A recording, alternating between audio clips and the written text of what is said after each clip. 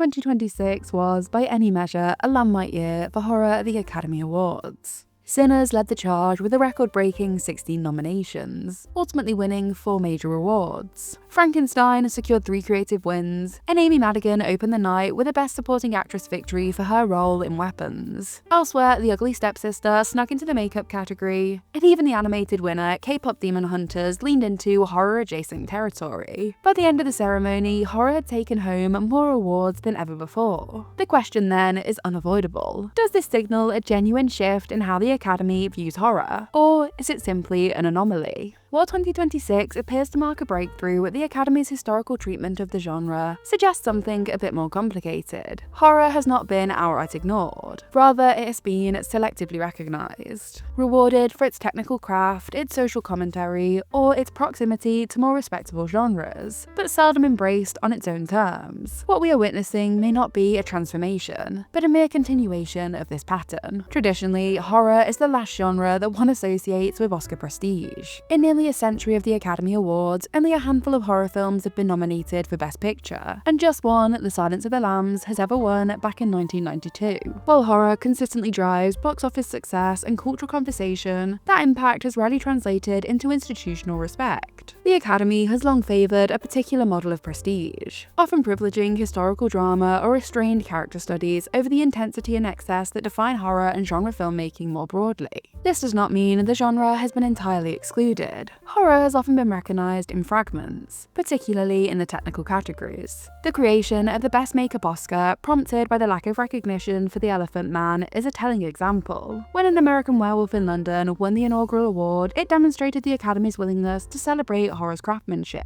Yet this kind of recognition also reveals a deeper bias. Horror's components are valued, but the genre itself is not. Its artistry is acknowledged in parts, but rarely as a complete work. An American Werewolf in London might have won in its category, but it wasn't nominated anywhere else. Just like with Amy Madigan's win for Weapons this year, acting has historically been a difficult category for horror to penetrate. Before 2026, only 6 actors had ever won Oscars for their horror performances. This makes the most recent ceremony particularly striking, as this year alone accounted for a quarter of the new total, which is now 8, thanks to Amy Madigan's win for Weapons and Michael B. Jordan's win for Sinners. This year also accounted for a record-breaking 5 acting nominations, those being Michael B. Jordan, Wunmi Mosaku and Delroy Lindo for Sinners, Amy Madigan for Weapons, and Jacob Elordi for Frankenstein. The previous record, 3 nominations, dated back over 50 years to The Exorcist, when Linda Blair, Jason Miller, and Ellen Burstyn were all recognised. Of all the wins this year, Madigan's does stand out. Don't get me wrong, I couldn't be happier for Michael B. Jordan, but his performance in Sinners feels closer to a traditional Oscar-winning role. It's exceptional and important within the context of a genre film, but his dual portrayal of Smoke and Stack has that kind of transformative showiness the Academy tends to reward. Madigan's Aunt Gladys, on the other hand, is unmistakably a horror performance. It's not Oscar bait in any conventional sense. It's exactly the kind of role the Academy has historically overlooked. It's physical, extreme, and unglamorous, the very qualities that have historically led such performances to be overlooked. Horror acting often demands a unique form of emotional and bodily intensity, often pushing beyond the boundaries of conventional dramatic performance. Yet, as soon as a role's primary function is to unsettle or terrify, it tends to fall outside the Academy's definition of prestige. If your work earned a place on someone's horror Mount Rushmore, it's unlikely to be recognised by Oscar voters. The examples are endless. Just look at Mia Goth in Pearl, Toni Collette in Hereditary, or Lupita Nyong'o in Us. Performances that are as layered, controlled, and emotionally devastating as anything the Academy typically rewards. You could go back even further to Isabella Adjani in Possession, or even Jack Nicholson in The Shining. Thanks to this, Madigan's win does feel like a huge moment for horror, as it shows a true horror win within a category where the genre is usually ignored. But while I want to be wholly optimistic and suggest this means we're going to enter into an era of horror performance wins, there is another important element to consider. Madigan's win fits a familiar Oscar narrative, the overdue recognition of a respected veteran. The Academy has long favoured stories of career recognition and reinvention, as seen in recent wins like Brendan Fraser's for The Whale, or even our other most recent example of a more traditional horror acting nominee, Demi Moore in The Substance. Thus, while it feels like a big win for horror, perhaps it's more realistic to read this as a win for Madigan's career as a whole. This view feels backed by the lack of Weapons nominations elsewhere.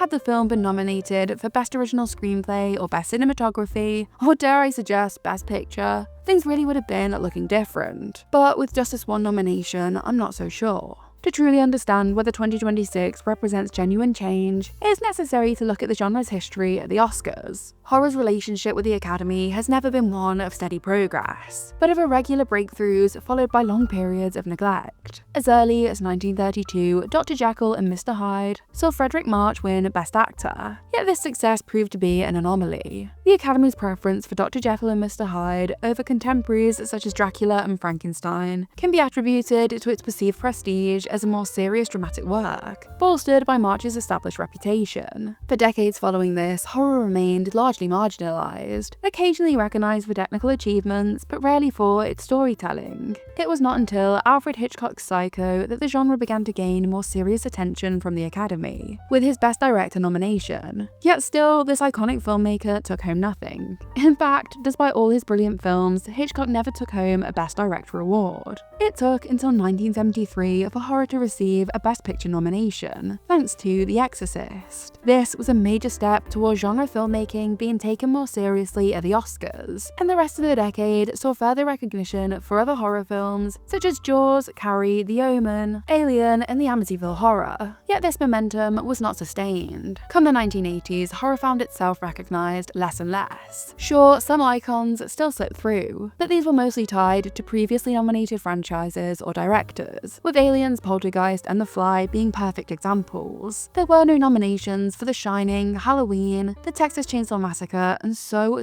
many more. The rise of slasher franchises reinforced perceptions of horror as commercial and exploitative, leading to a retreat in awards recognition. Horror had long been associated with B-movies and exploitation, but these franchises proved to be another nail in the genre's coffin. Just when things were starting to look good, the Academy retreated, only to acknowledge the occasional exceptional horror film. This pattern of horror being overlooked has persisted well into the modern era. While The Silence of the Lambs stands as a rare exception, famously sweeping the Big Five Academy Awards in 1991, its success did not signal a broader shift in how the genre was treated. Instead, it remains an anomaly. Crucially, the film's recognition was often tied to its framing as a psychological thriller rather than a horror film, allowing it to bypass the stigma typically attached to the genre. Its emphasis on character psychology, procedural narrative, and prestige performances, particularly Anthony Hopkins as Hannibal Lecter and Jodie Foster as Clarice Starling, aligned it more comfortably with the Academy's traditional tastes. In this sense, The Silence of the Lambs was not so much a victory for horror, as it was a case of horror being rebranded into something more palatable. The years that followed only reinforced this idea. Despite the film's historic win, there was no wave of similarly recognized horror films in its wake. The 2000s in particular proved to be a difficult period for the genre at the Oscars. The rise of CGI spectacle often replaced the practical effects and makeup artistry that had previously earned horror films recognition, further distancing the genre from the kinds of craftsmanship the Academy had historically rewarded. Films such as The Sixth Sense and Black Swan did achieve major nominations. Yet these successes remained isolated rather than indicative of any meaningful shift in institutional attitudes. It was not until the late 2010s that horror appeared to regain some critical recognition, thanks to Get Out, directed by Jordan Peele. The film earned multiple nominations and won Best Original Screenplay, marking a significant moment for the genre. However, its success raises important questions about the nature of that recognition. It is worth considering whether Get Out was celebrated primarily for its horror elements, or instead for its inclusive exploration of racism and liberal hypocrisy. Notably, it's no coincidence that the term elevated horror began to gain traction around the same time as the film's release and award success. The label itself implies a hierarchy, one in which certain horror films are deemed worthy of prestige only when they transcend or distance themselves from the genre's traditional conventions. In recent years, the Academy has increasingly rewarded films engaging with issues of race and identity, as seen with Best Picture winners such as 12 Years a Slave and Moonlight, as well as the widespread acclaim for Black Panther, a rarity for a superhero film. While this broader shift created space for Get Out to be recognized, it also suggests that its social commentary may have been a more decisive factor in its success than its status as a horror film. This interpretation is reinforced by the lack of continued recognition for Peele's subsequent horror films. Us and Nope both received no Oscar nominations. While both are still deeply socially engaged, they are both far more overt in their horror elements. As a result, horror appears more more acceptable to the Academy when it aligns with a strong social message, often requiring it to move beyond or even minimize its more traditional genre elements to gain serious consideration. If we look more closely at the horror films that have received major nominations, a clear pattern emerges. These are almost always films that critics and institutions have rebranded under different labels. The Silence of the Lambs is framed as a thriller, The Exorcist as a religious drama, The Sixth Sense as a supernatural drama, Black Swan as a psychological drama, and Get Out as a social thriller. Even this year's Sinners is being bombarded with takes that it is not a horror film. Sure, there are elements of other genres at play, but if a film with vampires as the main threat doesn't land in the horror category, well, I'm not sure what does anymore. Don't get me wrong, genre is incredibly fluid. As a horror fan, there is a temptation to claim a wide range of films as part of the genre. Recent examples like Begonia, as well as Best Picture winners such as The Shape of Water and Parasite, all contain elements that could be read through a horror lens. This is precisely why there can be no definitive list of horror film winners, and why attempts to categorize them often vary so widely. To audiences, horror is expansive and constantly evolving. To the Academy, however, horror often appears to be something that must be reframed, softened, or transcended on the path to prestige. The same view that claims elevated horror as something new and novel is the same view that excludes horror from award season. Socially engaged, genre-blurring horror is far from something new, but snobbery seems to allow it to only be spotted when it's overt, such as within Get Out and The Substance. Classic horror films like Halloween, A Nightmare on Elm Street, and Scream are deeply socially engaged, but the Academy was never ever going to care about films like these, because they are too overt in their horror qualities.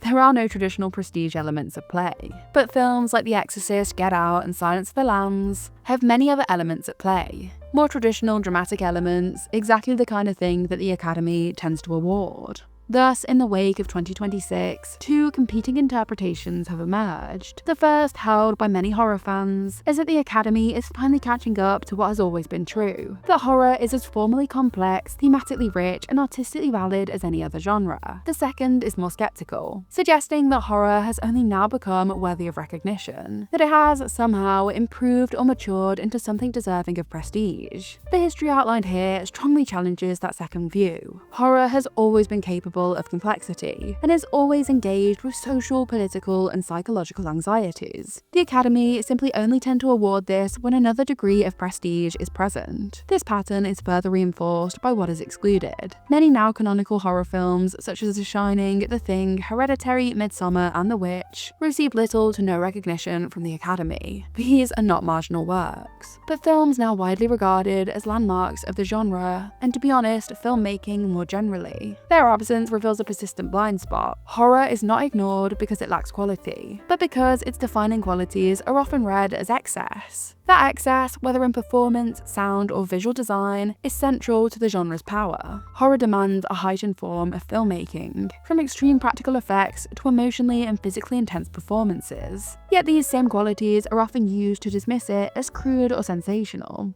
Even in areas where horror has had an undeniable cultural impact, such as music, recognition has been inconsistent and largely not there. The work of Bernard Herrmann on Psycho, or John Carpenter's score for Halloween remain iconic. Yet award bodies did not treat them with the same seriousness afforded to more traditional compositions. Of course, there are arguments in favour of seeing 2026 as a genuine turning point. Some point to a shifting Academy membership, suggesting that a younger and more diverse voting body is reshaping institutional tastes. Others argue that films like Sinners demonstrate horror's unique ability to engage directly with contemporary anxieties, using the genre as a vehicle for cultural critique and catharsis. Yet this is hardly a new development. It is what horror has always done. More telling, perhaps, is the continuity beneath the apparent change. Many of the figures behind this year's success, Guillermo del Toro, Ryan Coogler, and Amy Madigan, had already been recognised by the Academy in other contexts. Their wins suggest not a wholesale embrace of horror, but a willingness to reward familiar names operating within it. In this light, 2026 begins to look less like a revolution and more like a continuation of the same selective recognition that has defined the genre's history. Ultimately, I think horror's relationship with the Academy will always remain uneasy. As a genre that frequently critiques systems of power, of which the Academy itself is one, it thrives on its outsider status. Its capacity to provoke, unsettle, and divide is not a weakness, but instead its defining strength. To be fully absorbed into the structures of prestige might risk diluting what makes horror so distinctive in the first place. If 2026 proves anything, it is not that horror has finally arrived, but that it continues to negotiate the terms of its acceptance. Whether this moment represents a lasting shift or another anomaly remains to be seen. But if the past is any indication, horror will endure regardless, on its own terms, whether the Academy chooses to recognize it or not. And honestly, maybe that's exactly where it belongs. Long live the fraught relationship between horror and the Academy. Thank you so much for watching. I'd love to hear your opinions on any of the points I've covered in this video, so please let me know. Do you think this year might be a true turning point? Or do you think it's just another anomaly like the ones we've already seen? Don't forget to like, subscribe, check out my links in the description and some of my other videos.